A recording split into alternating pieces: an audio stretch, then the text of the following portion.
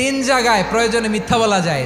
এক নাম্বার, আপনার ওয়াইফকে খুশি করার জন্য, সে একটু এরকম না বলে একটু কৌশল করে বললে খুশি হবে, ওটা বলা যায়। দুই নাম্বার, জীবন মরণের ব্যাপার, যান বাঁচানোর জন্য একটু কৌশল করে ঘুরিয়ে বললেন, এটা জায়েজ। তিন নাম্বার, দুইজন ঝগড়া লাগছে তাদেরকে মিলিয়ে দেওয়ার জন্য কৌশল করে একটু মিথ্যা বলা, ঘুরিয়ে বলা যায়। দুইজনের মধ্যে দেখলেন যে সম্পর্ক খারাপ, একজনরে বললেন, ভাই সে তো ওই দিন আপনার ব্যাপারে অনেক প্রশংসা। কি আমার ব্যাপারে প্রশংসা? কি বললো? এই বললো আপনি নাকি এই করছেন ওই করছেন, অনেক প্রশংসা। লোকটার মন খুশি হয়ে যাবে তার ব্যাপারে, ঠিক কিনা?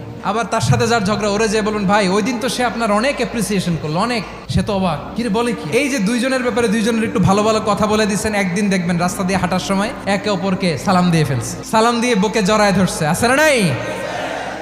আবার মিলমিশ হয়ে গেছে। কিন্তু আমাদের স্বভাব হইলো, দুই প্রতিবেশী যদি একসাথে বসে একসাথে হাঁটে, দূর থেকে দেখলে আমাদের জ্বলে, আছে না নাই? ঘটনা কি? এই দুইটার মধ্যে এত মিল কে? এই দুইটার মধ্যে গিরিঙ্গি লাগানো যায় কিভাবে? আল্লাহর কাছে তওবা করেন, এই মানসিকতার যেন আমরা না হয়, আমরা মিলিয়ে